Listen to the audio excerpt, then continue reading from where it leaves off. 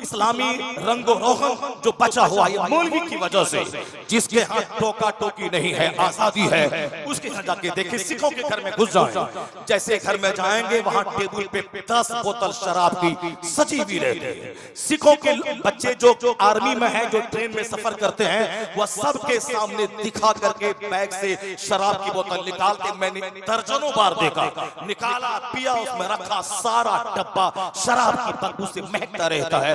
उनके घर में 10 बोतलें सजी हैं, उनके यहाँ दरबार खोल के औरतें बैठी रहती हैं। अल्हम्दुलिल्लाह मुसलमानों में आज चोरी छुपे शराब है, मगर कोई अपने घर में शराब की बोतल सजा के नहीं बैठता है कि अंदर घुसे तो शराब पे नजर पड़ जाए। एक डर है, एक हया है, एक शर्म है। क्यों? उसका टोकने वाला, उसको डांटने वाला, उसके आलिम मौजूद हैं जो हर जुमा को डांटते हैं, ईदैन के खिताब में डांटते हैं, सीरत की महफिलों में डांटते हैं, ईद मिलादुन नबी के जुलूस में डांटते हैं। जिसका बाप डांटने वाला न हो, उसका बेटा आजाद हो जाता है, और जिसका बाप अपने बेटे की एक्टिविटीज पे टोका टोकी करने वाला हो, उस बेटे के दिल में डर रहता है कि मेरा बाप है। तो ये उलमा हमारे हैं, जुमा का खिताब फर्ज है, शर्त है, इसीलिए कि हफ्ते में एक दिन कंपलसरीली वाज सुना जाए, या ईदैन का खिताब वाजिब है, ताकि साल में 2 बार लंबा खिताब ईदगाह में सुन के साल भर उसकी रोशनी से सीने को रोशन किया जाए। निकाह की महफिल में खुतबा सुन्नत है, इसका मतलब है कि शरीयत का मजाज है, जहां चंद आदमी हो वहां वाज होना चाहिए, वरना निकाह का खुतबा सुन्नत होने का क्या मतलब है? ईदैन का खुतबा वाजिब होने का क्या मतलब है? जुमा के दिन तकरीर के शर्त होने का क्या मतलब है? जुमा के साथ कंडीशन मशरूत है, खुतबा बगैर खुतबे जुमा की नमाज नहीं होगी। इसीलिए ताकि हफ्ते में एक बार टोका जाए, साल में 2 बार लंबा खिताब करके टोका जाए, और फिर निकाह की महफिलों में भी टोका जाए। ये टोकने वाले उलमा है, जिसकी वजह से शराब की बोतलें सजी हुई नहीं रहती है, जिसकी वजह से दूसरों के मुकाबले में हमारे यहाँ ज़िना का दरबार खोल के चिराग जला के मेरी बेटियां मेरे गांव में नहीं बैठती हैं, सूद की कचहरी लगाकर मेरे लोग नहीं बैठते हैं। जिसके यहाँ ये नहीं है, वहाँ एक मर्द मिलेगा, 99 औरत उसके मंदिर में मिलेंगे, एक मर्द मिलेगा, 99 औरतें उसके बारात में मिलेंगी, एक मर्द मिलेगा, 99 औरतें उसकी मंगनी में मिलेंगी। चूंकि वहाँ मर्द है घर में, औरतों ने सारा काम ले लिया, फिर वहाँ ज़िना फैशन हो गया है। अल्लाह का शुक्र है कि उलमा मौजूद है, मदरसा मौजूद है, खिताब मौजूद है, जिसकी वजह से काफिरों के मुकाबले में हमारे यहाँ गुनाह कम है, नेकी का माहौल ज्यादा। ये उलमा नफरत की चीज नहीं है, ये उलमा मोहब्बत की चीज है। ये हम क्यों डांटेंगे आपको? एक लतीफा हम सुना देंगे, एक चुटकुला सुना देंगे, आप खुश हो जाएंगे, रुपया लाओ जेब में भरा चल दिए। क्यों हम गाली सुन के हम खरी बात बताएंगे? क्यों हम बोलेंगे शराब पीना हराम है? क्यों नजराने हम कटवाएंगे? क्यों हम अपने प्रोग्राम को बंद करवाएंगे? मगर जो हक बोलने वाला है वो यही बोलता है कि नजराने कटने की क्या हैसियत है? मेरे इमाम हुसैन ने तो हक की वजह से गर्दन कटा दी, इसलिए हक बोलने वाला वो होगा कि नजराना कटे, जगह कटे, गर्दन कटे, कटा दे, मगर कभी हक से मुनहरिफ ना हो। यही पैगाम हमारे बुजुर्गों ने दिया है, यही पैगाम हमारे नेक लोगों ने दिया है। इसलिए जो भी खिलाफे पैगंबर करेगा, उसके सामने उसका घर उजड़ जाए, औलाद उजड़ जाए, उसका जिम्मेदार वो ठहरेगा। इसलिए जितनी माँ बहन बेटियां मेरी यहाँ हैं, उन सबों से मेरी गुजारिश है कि सिर्फ बेटा की दस्तार बनती है, आ गए, रस्म अदा कर दिए, हम उसकी फूफी है, खाला है, नहीं जाएंगे तो लोग क्या कहेगा। सिर्फ इस रस्म को अदा करने के लिए इस तरह के जलसे मत आया कर। तुम्हारी भलाई के लिए जो बातें कही जाती हैं उसको गिरह बांध के रख ले, और धीरे धीरे अपने घर में अपने लाइफ स्टाइल को चेंज करने की कोशिश कर। यही हजरत ने कहा, सिर्फ कुरान पाक रटने से काम नहीं चलेगा, कुरान पाक समझने वाला आलिम पैदा करना होगा। आज मदरसे से सिर्फ क्वांटिटी पैदा हो रही है, क्वालिटी नहीं पैदा हो रही है, जिसकी वजह से मदरसे का जो मकसद था वो पूरा नहीं हो रहा। हजरत जैसे जिम्मेदार आलिमों का दिल रोता है, हालात देखकर, लोगों के सुनने का रुझान देखकर। स्टेज पर जो मदारी किस्म के लोग आते हैं, डुगडुगी बजाया, पैसा भरा, चल दिया, इन लोगों को देखकर ये रोते हैं। कर ही क्या सकते हैं, चूंकि उस डुगडुगी बजाने वाले को सराहने वाले हमारे नौखेस उलमा भी मौजूद हैं, जो सिर्फ दाढ़ी और टोपी लगा के मौलवी साहब बन गए हैं, और हकीकत में फारसी की पहली पढ़ाने की बात आती है, वो उर्दू शरह टेबल के नीचे रख के पढ़ाते हैं। एक जुमला उर्दू नहीं आती, एक जुमला अरबी नहीं आती, वो आदमी तो करेगा ही, वो तो नाच सुनेगा, बस भागेगा। जहां कोई तकरीर की बात आई वो भाग जाएगा। इसलिए क्वालिटी वाले आलिम पैदा करने की जरूरत है, जो कुरान पढ़े, कुरान समझे, कुरान पर अमल करे, फिर मैदान में जाके कुरान पाक की दावत लेके जाए। उलमा को सलाम कीजिए। इससे चिढ़ते क्यों हैं, इससे आप भागते क्यों हैं? जो आलिम हैं उनका मनसब तो यह है कि आप गौर से सुन लीजिए इसी एक जुमले को, जो आलिम है, नहीं गवर्नमेंट की नौकरी मिली, नहीं वो 10 बीघा जमीन खरीदा, नहीं अपना घर बनाया, वह किराए के घर में रहे, अगर वह आलिम है, जिसको आलिम का डिफिनेशन जिस पे साबित आता है वो आलिम है, सिर्फ टोपी शेरवानी जुब्बा दाढ़ी नहीं, अगर हकीकत में वो आलिम है तो एक ही बात सुन ले कि मुस्तफा का जवाब नहीं है दुनिया में, और जो आलिम है वो मुस्तफा का नाइब है। तो जब मुस्तफा का जवाब नहीं तो जो नाइब पैगंबर है उसका भी दुनियावी ओहदेदारों में कोई जवाब नहीं है। नाइब पैगंबर अरबपति के पास 1000 बीघा जमीन रहे, 1000 बीघा जमीन तो मुशरिकों कुफार सबके पास है, किसी के पास 10 मकान रहे, शमार के पास भी 10-10 मकान मौजूद है। मकान इज्जत का मेयार नहीं है, जमीन इज्जत का मेयार नहीं है। वो तो दुनियादारों के नजदीक मकान मकान है, गाड़ी गाड़ी है, लेकिन जो अहले हक है उसके नजदीक मेयार तकवा है, मेयार कैरेक्टर है, मेयार इल्म है। तो जो आलिम है वो समझ ले कि नौकरी मिले ना मिले और किराए का घर रहे, मगर वह नाइबे पैगंबर है, और नाइबे पैगंबर होना उतना ही लाजवाब है जितना मुस्तफा प्यारे पैगंबरों की जमात में लाजवाब है। उसी तरह उलमा पढ़े लिखे लोगों के दरमियान लाजवाब है। हुजूर ने फरमाया फजलुल आलिम अलल आबिद व फजली अला अदनाकुम, आलिम की फजीलत इबादत गुजार पर ऐसी है जैसे हुजूर की फजीलत उम्मत के अदना आदमी पर। आलिम नाइबे पैगंबर होते हैं, इस हैसियत से उसको देखेंगे तो आगे चलने में डर लगेगा, उनके सामने ऊंची आवाज बोलने में डर लगेगा कि चूंकि नाइबे पैगंबर हैं, उनका मकाम इतना है कि रास्ते से चलते हैं तो समंदर की मछलियां दुआ करती हैं, दरख्तों के पत्ते दुआ करते हैं, जमीन आसमान के दरमियान की सारी चीजें वयस्तगफिरु लहू मा फिस समावाति वल अर्द, जमीन आसमान के दरमियान जो चीजें हैं वो दुआए मगफिरत करती हैं। इस एंगल से न कोई प्राइम मिनिस्टर बड़ा है, न कोई फॉरेन मिनिस्टर बड़ा है, न कोई चीफ मिनिस्टर बड़ा है, न कोई डीएम बड़ा है, न कोई एसपी बड़ा है, न कोई दारोगा बड़ा है। अगर इस एंगल से देखेंगे तो सबसे बड़ा एक आलिम दीन आपको नजर आएगा। इस जहत से आप देखेंगे अब आलिम दीन जो है वो घमंड का शिकार ना हो जाए कि साहब हम तो नाइबे पैगंबर हैं, तो वो तो नाइबे पैगंबर ही नहीं होगा।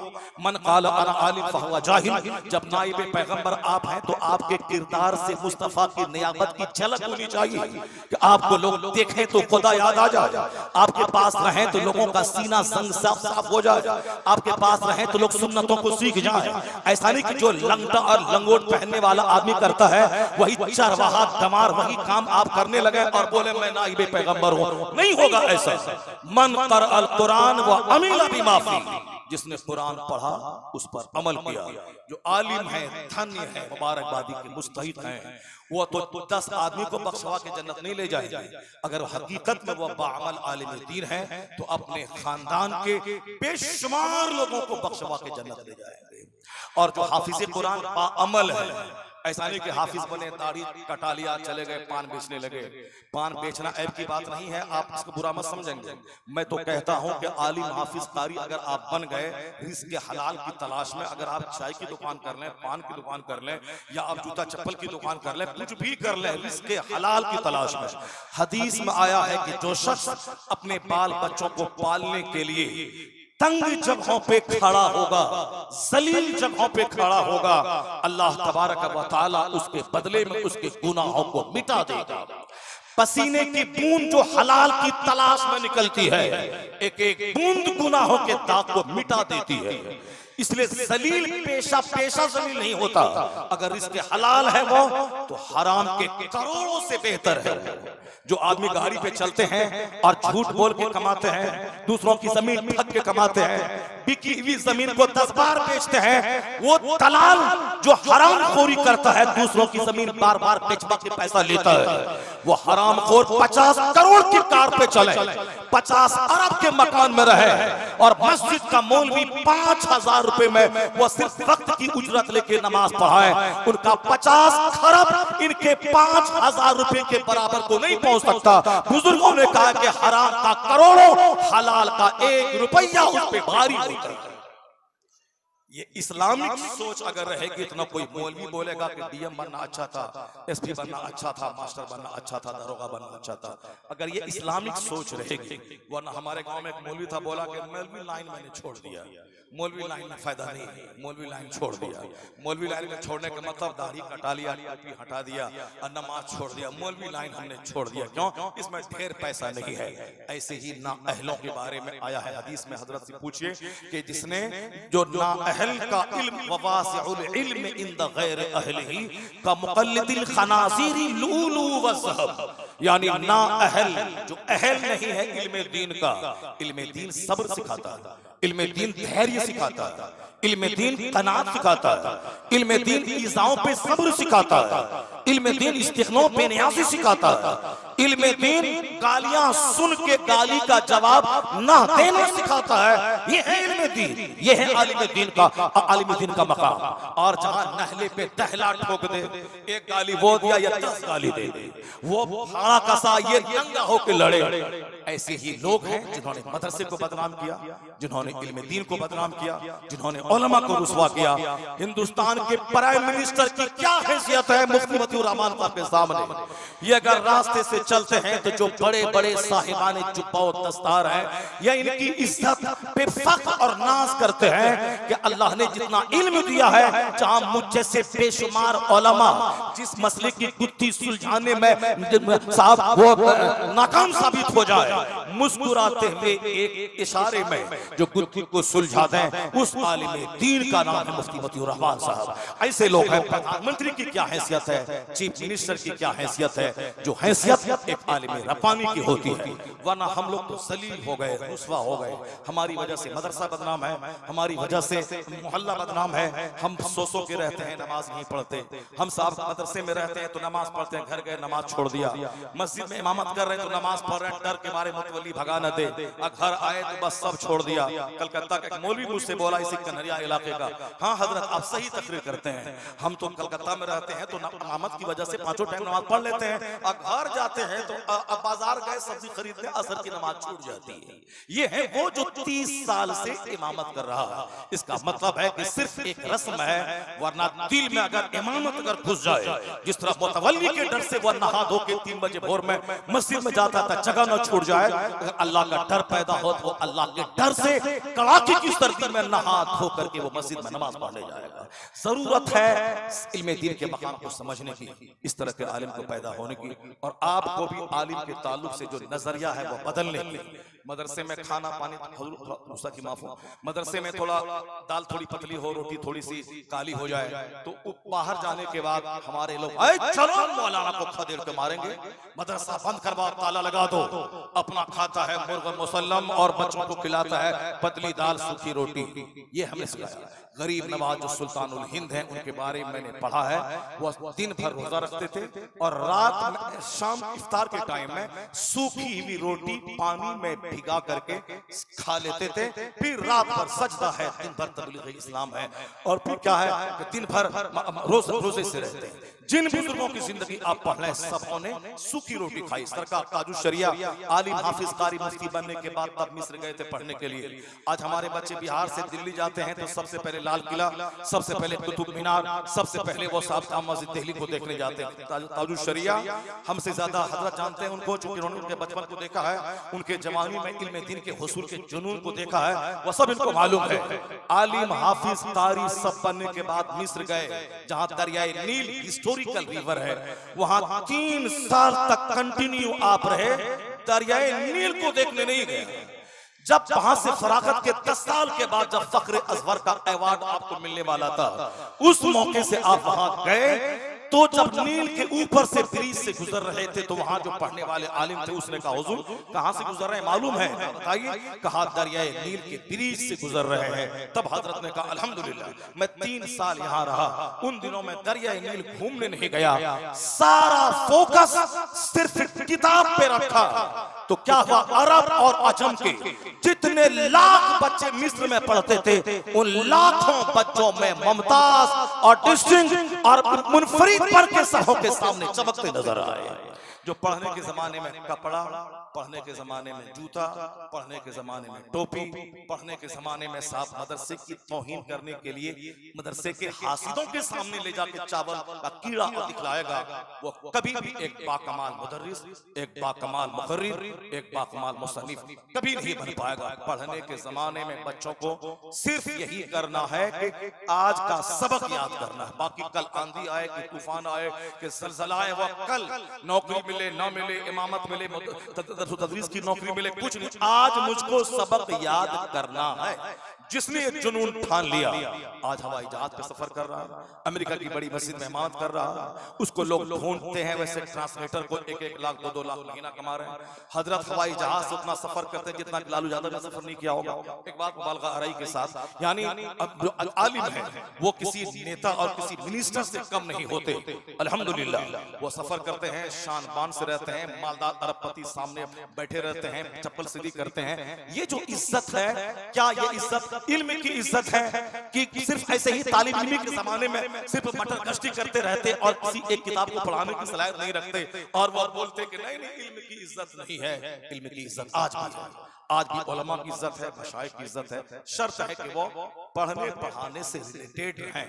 इस तरह की सोच लेके हमारे उलमा जाएं। और आप मदरसे के बच्चों के बारे में कभी भी मत बोलें कि हाफिज बनने के बाद क्या खाएगा, हाफिज बनने के बाद क्या खाएगा। जरा गौर से सुनिए, कभी भी नहीं बोलिएगा आपके हाफिज बनने के बाद क्या खाएगा, मौलवी बनने के बाद क्या खाएगा, हाफिज पैदा कर रहे हैं, मौलवी पैदा कर रहे हैं, क्या खाएगा।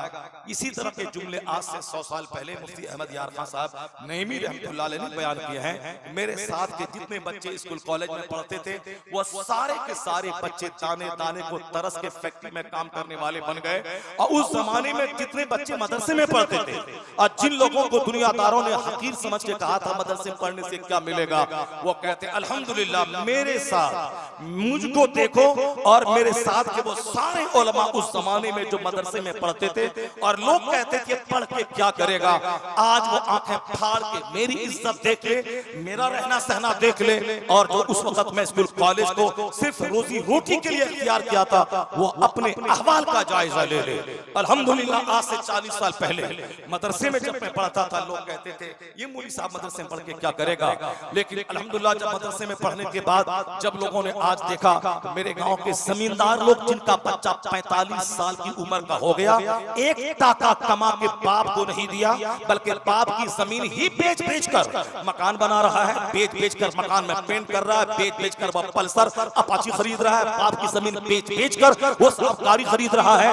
उनके बाप रोते हैं कि 1 रुपया कभी तोहफा ला के देता कि बेटे की कमाई मेरे हाथ में आती तो कम से कम कलेजा मेरा ठंडा हो जाता। ये तो बाप की जमीन बेच बेच के सब खत्म कर रहा है। वो जिसको उन्होंने ग्रेजुएट बनाया था, जिसको उन्होंने पीजी का इल्म दिया, पोस्ट ग्रेजुएशन बनवाया था, अल्हम्दुलिल्लाह मौलवी अपने बाप को 10-10 हजार रुपए गिफ्ट देता है।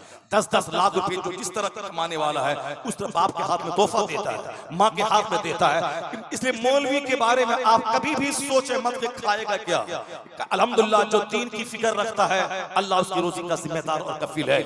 और वादिये मिना में हुजूर ने कहा था जो अपने पीछे दीन का गम लगा लेगा अल्लाह उसकी रोजी का कफील और जिम्मेदार हो जाता है। जो अपने पीछे दुनिया का गम लगा लेगा, सिर्फ मकान गाड़ी छकड़ा अच्छा खाना पीना बेटा बेटी को रंगीन रखना, अल्लाह के रसूल फरमाते उसकी निगाहों के सामने अल्लाह गरीबी का दरवाजा खोल देगा। वह करोड़ों क्यों न कमा ले कभी उसकी प्यास नहीं बुझेगी, हमेशा उसका चेहरा सूखा हुआ रहेगा। और हुजूर ने कहा किसी वादी में लथपथ होकर के मर जाए, अल्लाह को उसकी कोई परवाह नहीं।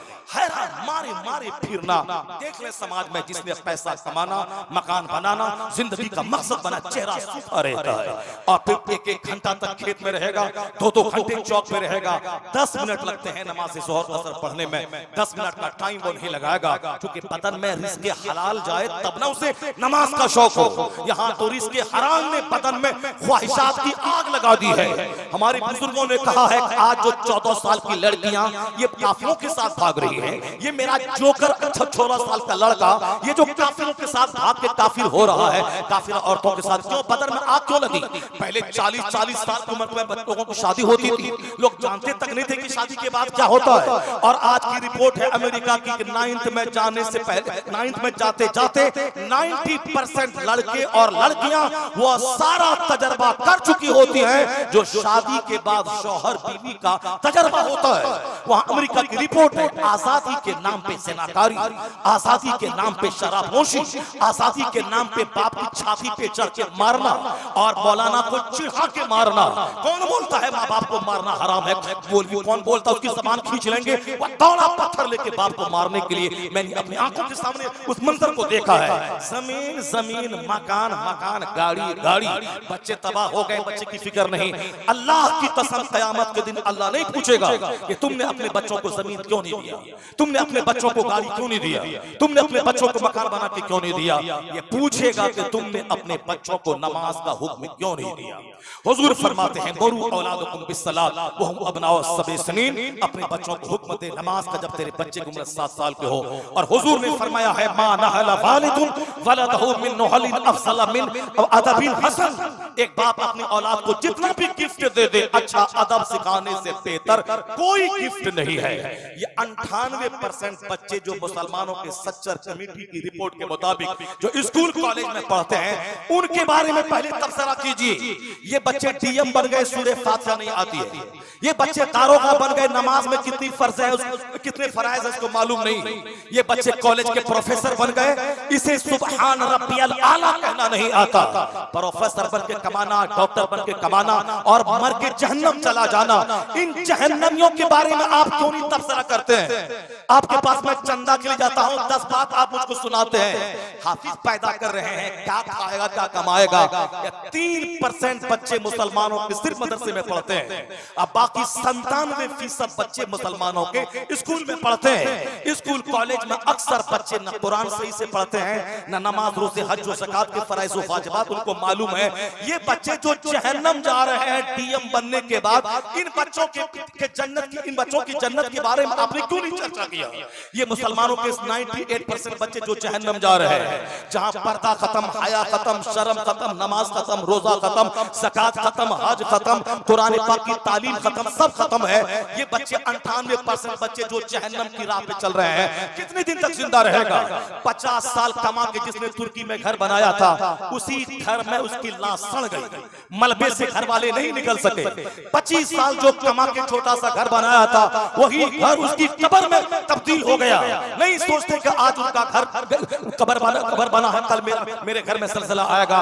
नहीं नहीं, वो डीएम, एसपी, डॉक्टर, इंजीनियर बनने के जुनून में पागल हो गए। काफिर तो मजनू है ही। मुसलमानों में जो 3 धर्म था, ये सब भी उसी तरह जुनून मजनू बने हुए हैं। बच्चा कुरान पढ़े ना पढ़े, उर्दू पढ़े ना पढ़े, दिनियात पढ़े ना पढ़े, पहले अगर दर्द है सीने में इन बच्चों का कि खाएगा क्या, इससे पहले उनकी फिक्र कीजिए। ये 98% बच्चे जन्नत जाएंगे कैसे, ये कुरान पढ़ेंगे कैसे, ये नमाज पढ़ेंगे कैसे? एक इलाज है, हर स्कूल में जहां तक मुसलमानों का बस चले, अपने बच्चों का एडमिशन वहां करवाएं जहां दिनियात का एक चैप्टर पढ़ाया जाता हो, जहां एक आलिम दीन रह के स्कूल में पढ़ने वाले बच्चों को फिजिक्स, केमिस्ट्री, बायोलॉजी, मैथ के अलावा वह दिनियात की एक घंटी पढ़ाता हो। और प्रैक्टिकल में हर हॉस्टल में नमाज का मुनासिब और माकूल इंतजाम हो, ताकि बच्चे डीएम भी बन जाए और जन्नत भी हाथ में रहे, प्रोफेसर भी बन जाए, जन्नत भी हाथ में रहे, मिनिस्टर भी बन जाए, जन्नत भी हाथ में रहे।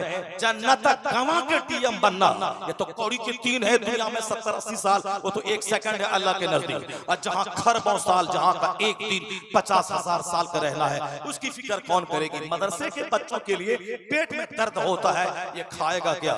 हमने तो देखा है मदरसे का बच्चा अगर बड़ा आलिम नहीं बना, कम से कम अजान दे के अच्छी रोजी हासिल करता है, ट्यूशन बच्चों को पढ़ा करके इज्जत के साथ रहता है, वो खस और कस्तूरी और मूंगा और साहब क्या है कि ऊद अतर वो लगाता है, और 1000 बीघा जमीन का जोतने वाला कभी मुकद्दर में ऊद उसके नहीं है, बरकाती टोपी तक 1 दर्जन उसको नहीं है, उधर से हल जोत के आया नहाया मस्जिद दौड़ा, कभी ऊद तक नहीं लगाता। ये मौसम ट्यूशन पढ़ाने वाला ये तो चला था, मगर वो ग्रेजुएट जो बाप की जमीन बेच के खा रहा है, उसका क्या होगा जिसने यह सोच के पढ़ाया था कि दीन मिले ना मिले, नमाज मिले ना मिले, कम से कम नौकरी मिल जाए ताकि मेरा बेटा कमा के खा ले।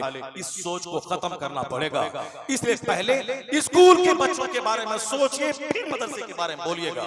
मदरसे में बच्चा 11 पैदा होता, 11 पैदा हुआ, 22 पैदा हुआ, स्कूल में हर साल 600 बच्चे, 500 बच्चे वो मैट्रिक का एग्जाम देते हैं। मुसलमानों के करोड़ों बच्चे नीट में बैठते हैं। कितने लोग डॉक्टर बनते हैं, कितने लोग IAS निकालते हैं, कितने लोग, अक्सर लोग तो स्कूल कॉलेज के पढ़े हुए, दीन भी गया, दुनिया भी गई, डॉक्टर और इंजीनियर भी नहीं बन पाए, सिर्फ वो फिल्म देखने वाला जोकर बन गए। औरतों की तरफ बाल रखना, गुटखा खाना, मौलवी को गाली देना, शर्म आनी चाहिए। प्रधानमंत्री जैसा हिंदुस्तान का राजा वह शंकराचार्य धर्म गुरु का पांव चूम लेता है, उनका हाथ अपने सर पे लेके आशीर्वाद लेता है, और हमारा फटीचर क्लास का जोकर जिस पर नमाज फर्ज हुई थी 15 साल में, अभी उम्र हो रही है 50 साल, ये 35 साल की नमाज उसके जिम्मे कज़ा है। ये मुफ्तियों के सरदार हैं, इनसे पूछे फतवा कि 35 साल की नमाज उसके जिम्मे कज़ा है, उसको तो कज़ा के तौर पर पढ़ना ही पड़ेगा। शबे कदर की बड़ी रात में, शबे बरत में, शबे मेराज में, उन रातों में नफल के अलावा ये नफल छोड़कर ये कज़ा नमाजें पढ़ें, क्योंकि जब तक फर्ज जिम्मे बाकी रहता है कोई नफल कबूल नहीं होता। पढ़ा करें। ये बताएंगे कि ये 35 साल की नमाज पढ़नी ही पड़ेगी, इसके जिम्मे से साकित नहीं होगी। वो 35 हज क्यों ना कर ले, ये नहीं कि 35 साल की नमाज उसकी माफ हो गई, नहीं, ये तो फर्ज है, उसको अदा करना पड़ेगा। कितने माँ बाप हैं जो अपने बच्चों के मुस्तकबिल के बारे में इस तरह की फिक्र रखते हैं। और माइक्रोफोन किसने दिया? अमेरिका के यहूदी, जिससे मैं बोलता हूँ। हवाई जहाज किसने दिया? अमेरिका के 2 भाई राइट ब्रदर्स ने। एटम बम किसने दिया? अमेरिका के ऑटो हान ने। ये मोटर कार, साइकिल से लेके ट्रेन तक किसने दिया? हेनरी फोर्ड ने। टेलीविजन जो घर घर में है, करोड़ लोग देखते हैं, किसने दिया? जेल बेयर्ड ने। ये हेलीकॉप्टर किसने दिया? ब्रैकेट ने। यानी ये सारी चीजें अमेरिका यूरोप के दानिश्वर दे रहे हैं, और हिंदुस्तान का आदमी मोबाइल दिया, कंप्यूटर दिया, नहीं। यहाँ तो चिढ़ से फुर्सत नहीं है, यहाँ तो गीबत से फुर्सत नहीं है। क्या पढ़ा क्या बेपढ़ा, सब गवारों की तरह हो गए। सिर्फ जलन, सिर्फ हसद, सिर्फ बकवास, सिर्फ चिढ़। कैसे वो अच्छा खाता उसकी टांग खींच के उसके ग्राहक को रोक दें, कैसे इसके मकान में जलजला आए कि मकान गिर जाए, कैसे इसके बेटे की नौकरी छिन जाए। इसीलिए हिंदुस्तान का हिंदू, हिंदुस्तान का मुसलमान, या दोनों जिम्मेदार है। जो हिंदू बढ़ बढ़ की बातें बोलता है, इस्लाम मिटा देंगे मिटा देंगे, उसका करीबन थाम के बोले बदतमीज। ऑटो हान ने एटम बम या तुमने दिया, माइक्रोफोन तुमने बनाया, लैपटॉप तुमने दिया, तुम कंप्यूटर तुमने दिया, तो फिर क्या बकवास, भगा देंगे, मार देंगे, काट देंगे। क्या भगाएगा, क्या मारेगा, काटेगा? ये तमाशा तो 1000 साल पहले से हम लोग देख रहे हैं। इतना जान ले कि इस्लाम कोई गाजर मूली नहीं है कि उखाड़ के फेंक देंगे। इस्लाम उसी दिन मजबूत हो चुका था जिस दिन मैदान बद्र में 313 अरब के 1000 सरदारों पे फातेह बन गए थे। उसी दिन इस्लाम स्टेबल हो चुका था। मैं गंदा हूं, मैं बुरा हूं, मैं मारा जाऊंगा, इस्लाम नहीं मारा जाएगा। ये हजरत ने बताया कि आज कुरान पढ़ने वाले गैर मुस्लिमों के अफराद भी वो आज कुरान के बारे में कहते हैं, ये कुरान है जिसने इजिप्ट की जबान बदल दी, ये कुरान है जिसने मिस्र का कल्चर बदल दिया, ये कुरान है। आज भी अमेरिका का कोई दिन नहीं गुजरता जिस दिन वहां का कोई साइंटिस्ट कलमा पढ़ के मुसलमान ना होता हो। मेरे बच्चे जोकर हो रहे हैं, मेरे बच्चे लोफर हो रहे हैं, हमारे यहाँ बकवास है, गिबत है। हिंदुस्तान का कल्चर ही है सिर्फ चिढ़ना, जलना, हसद करना, टांग खींचना, बैठ बैठ के गप मारना। ये हिंदुस्तान का कल्चर है, चाहे हिंदू रहे या मुसलमान रहे। सिर्फ गाली गलौज करना, चिढ़ना, वरना पूछ ले किसी को गरीबान थाम के मोबाइल जो 24 घंटे चलाता है, हिंदुस्तानी दिया है या अमेरिका का दानिश्वर दिया है? तुम जो दिन रात कंप्यूटर चलाता है, या 7 समंदर पार का यहूदी दिया है, या हिंदुस्तान का कोई राजपूत, कोई ब्राह्मण, कोई पनिया दिया है? कौन दिया है? बकवास। मिटा देंगे मिटा देंगे। तो जहां से तुमको हवाई जहाज मिला, जहां से तुमको एटम बम मिला, जहां से तुमको एक माइक्रोफोन मिला, जहां से मोबाइल मिला, वहां का एक गैर मुस्लिम क्या कहता है गौर से सुन ले। तुम तो बोलता है कि नहीं अब वो सब बातें पुरानी हो गई, चलने से कोई फायदा नहीं होगा। वहां का दानिश्वर कहता कहता है वो जहां से सारी चीजें मिली, अपने घर में चारों तरफ देख, ग्रिंडर, एसी, मोटर कार, जितनी भी चीजें, बल्ब, ट्यूबलाइट, जनरेटर, ग्रिंडर, जितनी चीजें घर में है, साइंटिफिक औजार, हथियार जो साइंसदानों ने दिया है, जो हमारा घर आज एक इलेक्ट्रॉनिक गुड्स का गहवारा बना हुआ है, सब अमेरिका यूरोप के दानिश्वर ने दिया है। वह लोग बाल पे ध्यान नहीं देते, कपड़े पे ध्यान नहीं देते, 6-6 महीने आसमान में लटक कर वो रिसर्च करते हैं, तहकीक करते हैं। वह लोग अपने बाल बच्चों से समंदर में 3-3 महीने गोता लगा के वहां से हिकमत के मोती निकालते हैं। वहां तहकीक करना, रिसर्च करना, मेडिटेशन करना, अपने से दूसरे को कुछ देने का मजाज है कि मेरे से दुनिया को क्या मिल रहा है, मैं क्या छोड़ के मर रहा हूं। हेलीकॉप्टर बनाया, उसमें आज करोड़ों मुसलमान फायदा उठा रहे हैं। ये अमेरिका के यहूदी का मजाज है कि उनके जीने का अंदाज, उनके लिबास पहनने का, उनके घर में टाइम गुजारने का। हमारे पास कोई मिशन नहीं है कि टाइम कैसे गुजारे। एक मिनट जहां कीमती हो, 5:10 पे इफ्तारी का आखिरी टाइम है, तो 5:10 से पहले दाना पानी बीवी हलाल है, 5:10 के बाद दाना पानी बीवी मेरे लिए हराम है। 1 मिनट में जो चीज हराम थी हलाल थी, हराम हो गई। 1 मिनट पहले जो चीज हराम थी हलाल हो गई। जहां एक मिनट इतना कीमती है, उस मजहब का मानने वाला चौक पे 1 घंटा बैठ के बकवास करे, किस कदर अलमिया, किस कदर ट्रेजेडी है, किस कदर ये अफसोसनाक बात है। वक्त की कीमत पहचानिए, वक्त की कदर कीजिए। हमने कुछ नहीं दिया है, जिन लोगों ने सब कुछ दिया है उनका जवाब है Muhammad must be called the saviour of humanity. If a man like him were to assume the dictatorship of the modern world, he must succeed in solving its problem। ये जॉर्ज बर्नार्ड शॉ, ये Christian सा समंदर पार Britain का रहने वाला, वो कहता है कि दुनिया ने सबको आजमा के देख लिया। फिल्म एक्टर की पैरवी की, नेता की पैरवी की और फिलोसोफर की पैरवी की। वो कहते हैं सबकी पैरवी कर ली, अब मुस्तफा की पैरवी करके देख ले। वो कहते हैं he must be called the savior of humanity। मानवता के रक्षक है मुस्तफा, इंसानियत के मुहाफिज है मुस्तफा। जिस मसले का हल दुनिया को नहीं आ रहा हो, वह मुस्तफा को अपना रहनुमा गाइड मान ले, सारे मसले का हल निकल जाएगा। He must be called the savior of humanity। हमारे घर में सब है, the times of India, Nav Bharat Times, Jagran, engineer, doctor, professor, ITI holder, फला नीट निकाला, फला MBBS बन गया, फला इंजीनियर बन गया, फला बम्बई में फैक्ट्री कर लिया। ये सब है, मुस्तफा ही नहीं है। एक दिन भी नहीं मेरा घर में होता जिस दिन हुजूर के हदीस पढ़ लेते, हुजूर की सीरत पे बहस कर लेते, घर में बैठ करके खाने से पहले 1 मिनट हुजूर पे दुरूद बाल बच्चे मिलके पढ़ लेते। 50 आमिलों के पास जो 50,000 खर्च करके जो बरकत न होगी, खाने से पहले 1 मिनट दुरूद पढ़ के बाल बच्चों समेत खाएं। कसम कहता हूं 50 आमिल की ताफीज में जो फायदा ना हो, वो दुरूद पढ़ने का फायदा मिल जाएगा। कोई तो करेगा नहीं, बस सिर्फ बकवास है। अल्लाह तबारक व तआला हिंदुस्तान के सारे लोगों को, चाहे हिंदू हो, ब्राह्मण हो, राजपूत हो, उन लोगों को भी अच्छी सोच अल्लाह अता फरमाए। और हम खुसूसियत के साथ मुसलमानों से मुखातब हैं, हमारे सारे बाल बच्चों को अल्लाह इस्लामी सोच अता फरमाए। मदरसे का मजाक ना उड़ाइए, मदरसा अपनी जगह बहुत कामयाब है। अपनी जिंदगी अपने बाल बच्चों को देखिए कि हमारे बाल बच्चे किस काबिल बन रहे हैं। अल्लाह ताला इन सारे हुफ़ाज़े कराम को अल्लाह ताला मरते दम तक कुरान पाक सीने में महफूज रखने की तौफीक अता फरमाए। और इन बच्चों को कंजुल ईमान पाबंदी से पढ़ें, ताकि अरबी लुगत नहव सरफ नहीं भी पढ़ा तो कम से कम अच्छी उर्दू जानकर वो डेली कंजुल ईमान का 2 चैप्टर पढ़ें। और हाशिये में जो फ़ज़ाइल इरफान है, मुझको यकीन है कि मरने से पहले ये कुरान फहमी की लियाकत इसके अंदर पैदा हो जाएगी और ये कुरान पढ़ने का हक अदा कर पाएंगे। क्योंकि हम खुद से तर्जमा नहीं कर सकते, तर्जमा आला हजरत ने कर दिया है। अब सिर्फ उस तर्जमे को बंदा ठीक से समझ ले, उसको पढ़े। मैं दावे से कहता हूँ 1 लाख में 99,000 मौलवी ऐसा नहीं मिलेगा जो पाबंदी से अपनी जिंदगी में कंजुल ईमान और फ़ज़ाइल इरफान भी पढ़े और अपनी रूटीन में दाखिल कर ले। नहीं, जो जुनून आपको है वही जुनून यहाँ भी भरा हुआ है। इसलिए नतीजे में मदरसा का जो मकसद था वो फेल हो रहा है। हमारे मदरसे को यतीम मिस्कीन का कारखाना है, यतीम पैदा हो रहा है, यतीम मिस्कीन बेकस। यूरोप का एक यहूदी बोला है, हुजूर सुन लें, it must be owned that all the knowledge whether of physics और एस्ट्रोनॉमी और एस्ट्रोलॉजी और mathematics which flourished in Europe from the 10th century was originally derived from the Arabian schools। वो यहूदी बोलता है ये सारी साइंसी तरक्कियां, इल्मे तबियात, इल्मे फल्कियात, इल्मे नजूम, इल्मे रियाजी की वजह से जो हुई हैं, ये सारे उलूम अरबी मदरसों से लिए गए हैं। और अरबी मदरसों के उलमा का स्पेनिश सेरेसन में भी looked upon as the father of European philosophy.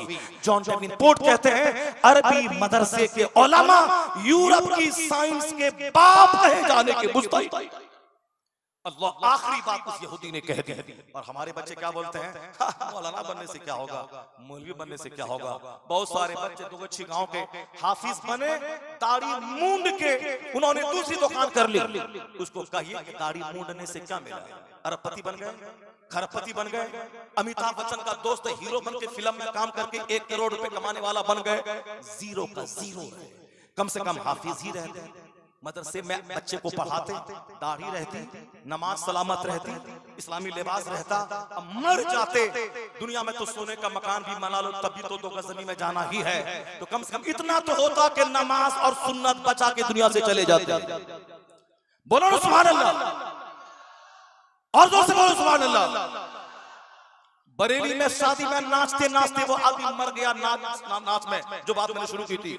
एक हीरोइन अभी बनारस में नाचते नाचते मर गई शादी महफिल में। तुम जो गुटखा खा के शराब पी के नाचता, अगर वही मर गया तो क्या हाल होगा। तो आप बोलेंगे तुम भी तो मौलाना है, तुम भी तो मर जाएगा, तुम भी तो तकरीर करते करते मर जाएगा, तुम भी तो नमाज पढ़ते पढ़ते मर जाएगा। फिर मरना तो सबको है, वो शराब पी के डांस करके मरा तो क्या हुआ। मैं कहूँ हाँ यही तो फर्क है। वो नाचते नाचते मरना और है, मुस्तफा की बात बोलते बोलते मरना और है, शराब पी के मरना और है, हालत सजदा में मरना और है, गुटखा खा के बेकलमा पढ़े मरना और है, मुस्तफा पे दुरूद व सलाम पढ़ते पढ़ते मरना और है।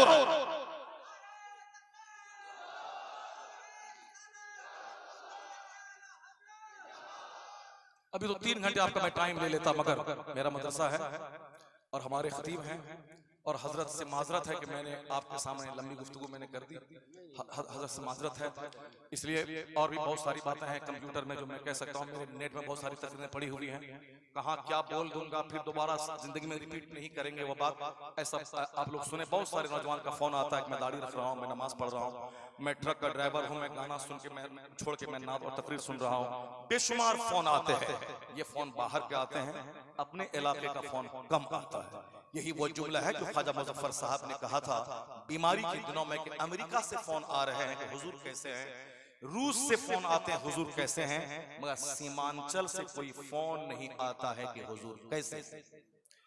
चूंकि यहाँ घमंड ज्यादा है, गुरूर ज्यादा है, हसद ज्यादा है, टांग खिंचाई ज्यादा है, इसलिए वही बदअखलाकी का शिकवा मैं भी कर रहा हूँ कि तमिलनाडु से, बेंगलोर से, बंबई से, महाराष्ट्र से, गुजरात से अभी कल की रात में कटिहार बोल के निकलूंगा तो 20 मार्च तक सारी तकरीरें महाराष्ट्र, गुजरात, उत्तर प्रदेश में है। एक भी दिन बिहार का सीमांचल जोन का नहीं है, सब बाहर के हैं। वहां से फोन आते हैं राजस्थान से, हुजूर आपकी तकरीर सुन के मैं नमाज भी पढ़ रहा हूँ और जो नमाज 10 साल की मेरी कज़ा हुई है वो कज़ा नमाज भी पढ़ रहा हूँ। सुभान अल्लाह, सुभान अल्लाह। अपने इलाके से फोन नहीं आता, क्यों? घमंड बहुत ज्यादा है, गुरूर बहुत ज्यादा है। मौलाना कमा रहा है, घूम रहा है, डेली 10-20 हज़ार पर कमा रहा है। बदतमीज डांसर तो 10-10 करोड़ पे डेली कमाता है, उसकी कमाई के बारे में कुछ नहीं बोलता है। तुम्हारे मोहल्ले का जो टीचर है स्कूल का 1 लाख महीना कमाता है, मदरसे का टीचर तो 10,000 महीना कमाता है। इस पे नजर है, उस टीचर पे नजर नहीं है। पैसा को मत देख, यह देख के ये शराब पी के कमा रहा है, ज़िना करके कमा रहा है, झूठ बोल के कमा रहा है, ठग के कमा रहा है, गीबत करके कमा रहा है, या कुरान हदीस का सबक सिखा करके अपने वक्त की उजरत लेके कमा रहा है। जमीन में दलाली करके, हराम कमाई करके, शराब बेच के कमाना और है। बाप ने शराब बेची, बाप ने सूद खाया, अब बाप ने 100 बीघा जमीन छोड़ी, उस जमीन को बेच बेच के खाना और है। मदरसे में कुरान पढ़ा पढ़ा के 10,000 कमाना हो। इसलिए कमाई पे देख के हसद मत कर, जलन मत कर। क्या सोचता है पटिया क्लास का आदमी रहे, और दूसरों पे इल्जाम मत लगा कि साहब आज यहाँ कल वहां पैसा का जुनून है। मुझसे ज्यादा जुनून तो तुमको है कि नमाज रोजे हज और ज़कात छोड़ के पैसा चाहिए, और यहाँ नमाज रोजे हज ज़कात हरमैन की हाजिरी तिलावत के साथ पैसा चाहिए। दोनों में जमीन आसमान का फर्क है। अल्लाह तबारक व तआला हमको और आपको सबों को नेक बनने की तौफीक अता फरमाए। जरा जोर से बोलिए आमीन। अगर कोई जुमले थोड़े से तल्ख और कड़वे निकल गए तो उसके लिए माजरत है, इसलिए कि जो मैल जब ज्यादा जम जाए तो डिटर्जेंट हार्ड चाहिए, इसलिए थोड़े तल्ख जुमले मेरे निकलते हैं। 10% लोग नाराज होते हैं, 90% कहते हैं नहीं बात तो जरूरी है। नॉर्मल बातें बोलने से अब तो वह सख्त मैल तो धुलेगा नहीं। जो दवा थोड़ी सी कड़वी होती है वो जल्द फायदा पहुंचाती है। सुभान अल्लाह। अब दारुल कलीमा की एक तारीख रही है अल्हम्दुलिल्लाह हुजूर। यहाँ हमारे यहाँ तालीम पे बहुत जोर दी जाती है। हमारे यहाँ 6 टीचर की तनख्वाह अगर गवर्नमेंट से मिलती है तो 6 अलग से टीचर रखवा के हम लोग बच्चों की तालीम का इंतजाम करवाते हैं। हमारे यहाँ टीचर रहते हैं, अरबी की अच्छी तालीम होती है, शोबे हिफ्ज़ की अच्छी तालीम होती है। इसलिए जो कुछ मैंने कहा है, अगर आपका सीना हिल जाए तो दाढ़ी मोछ मुंडवा के नमाज छोड़ा के स्कूल कॉलेज पढ़ा के अपने बच्चों की जिंदगी बर्बाद मत कीजिए। हाँ, अगर वहाँ नमाज रोजे हज और ज़कात दाढ़ी सुन्नत के साथ अगर डीएम बन रहा है बच्चा आपका, तो मैं 100 बार कहूंगा कि मुरव्वजा आलिम बनाने से बेहतर है कि आप वो डीएम बनाइए जिसकी सोच इस्लामी हो। अगर ये हग है, अगर वहाँ नहीं है, दीन के लूटने का अंदेशा है, उससे बेहतर है कि यहाँ दीन सलामत रहे। मामूली पैसा है मगर दीन सलामत रहता है। अपनी बच्चियों को स्कूल कॉलेज में पढ़ा, क्या आपकी बच्ची डॉक्टर बन गई, एमबीबीएस बन गई, क्या आईएएस ऑफिसर बनी? नहीं, इज्जत भी लूटी, एमबीबीएस भी नहीं बनी। मदरसे में भेजिए अपनी बच्चियों को, कम से कम नहीं डॉक्टर बनेगी, इज्जत बची रहेगी, नमाज बची रहेगी, पर्दा बचा रहेगा। उसी तरह से नमाज पढ़ते बाल बच्चों को पालते हुए मर जाएगी, जन्नत चली जाएगी। वो क्या डॉक्टर बनना के जहाँ के बेपर्दगी, बेहयाई, बेशर्मी सब कुछ लुटा के चंद सिक्के कमा के सारी जिंदगी शौहर और बीवी में मार धाड़ लत्तम जुत्तम। तुम मेरी बीवी है, पैसा हमको दो, तुम टीचर बनी है, हमको पैसा दो, तनख्वाह हमारी, हम तुम्हारा शौहर है। सारी जिंदगी बेचैनी की आग में झुलस रही है, रिश्ते टूट गए, घर तबाह हो गया। क्यों ऐसा काम करते हैं? बेटी पे जोर देते हैं डॉक्टर बने ताकि शादी आसान हो, या बेशुमार डॉक्टर औरत हैं उनका रिश्ता टूट गया। एक डीएम औरत का हजरत जहां चीफ जस्टिस थे जामे बिलाल में, वहां एक केस आया था एक डीएम औरत का मुसलमान का कि इस शौहर से मैं खला लेना चाहती हूँ। शौहर भी डीएम था, क्यों? इसे किसी चमार से, किसी चरवाहा से प्यार हो गया होगा, इसलिए अब डीएम अच्छा नहीं लग रहा है। अपनी बेटी पे खबर रखिए, पैसा कमाने शादी के लालच में, जिसकी बेटी कुछ नहीं जानती है, आईए बीए एमए नहीं करी है, शादी हो गई, 4 बच्चे की माँ हो गई, मस्त है, नमाज दुआ दरूद है, यहाँ डॉक्टर नहीं, 50 साल की उम्र हो गई, रिश्ता ही नहीं मिल रहा। अल्लाह रब्बुल इज्जत से हट के कुछ नहीं मिलेगा, हुजूर से हट के कुछ नहीं मिलेगा। सबको देख लिया, आप मुस्तफा के पास आ जाइए। बमुस्तफा परसा खेशरा के दिन हमाउस गर बऊ न रसीदी हमाबुल और आला हजरत की जबान में बस सबको देख लिया। आप मुस्तफा को देखिए, मुस्तफा की सुन्नतों को आजमाइए, इस पे चल के देखिए। बस यही नारा है, उन्हें जाना उन्हें माना, न रखा गैर से काम, लिल्लाहिल हम्द में दुनिया से मुसलमान गया। अपने बच्चों को कलीमा में पढ़वाइए। यहाँ हमारे बच्चे इंग्लिश भी पढ़ते हैं, साइंस पढ़ते हैं, हमारे बच्चे ज्योग्राफी पढ़ते हैं। जो बच्चे ABCD लिख के नहीं आए थे, आप उन बच्चों से आज एग्जाम लीजिए, अच्छी अंग्रेजी जानते हैं। जो बेटा 1 क्लास से लेके 10th तक स्कूल में पढ़ता रहा इंग्लिश मीडियम में, वो उतना नहीं जानता है जितना इस गरीब का बच्चा ज़रबा ज़ैदुन अमरन पढ़ने के साथ साथ अच्छी अंग्रेजी जानता है। सुभान अल्लाह। इसलिए हमारे मदरसे में भेजिए। हमारे यहाँ फजर के टाइम में भी आप आइए। अल्हम्दुलिल्लाह हमारे सारे असातिज़ा मस्जिद में मिलेंगे और हमारे सारे बच्चे मस्जिद में मिलेंगे। कभी भी आप आजमा लें, मस्जिद मदरसे में आकर तरबियत भी है, अखलाक भी है, नमाजों की पाबंदी भी है, और 24 घंटे में 5-6 घंटे सोने का छोड़ा के सिर्फ पढ़ाने का माहौल है। अगर दिल में बात उतर गई हो तो अपने बच्चों को सिवान गोपालगंज भेज के बर्बाद मत कीजिए। जब इलाके में ऐसा मदरसा मौजूद मौजूद है, तो इस मदरसे में अपने बच्चों को आप भेजिए। हमारे सारे असातिज़ा मेहनती हैं, सबों को किताब से मतलब है। मुफ्ती मनाजिर साहब जबरदस्त मुफ्ती, बड़ी बड़ी किताबें पढ़ाते हैं। मौलाना मंजूर साहब आज यहाँ 25-30 साल से पढ़ा रहे हैं। इनका भी फोकस तालीम पे ज्यादा रहता है। मौलाना मसूद साहब हैं, और साहब अभी हाफिज़ कारी मुफ्ती जुनैद साहब हैं। सब स्क्रीन सब टीचर है।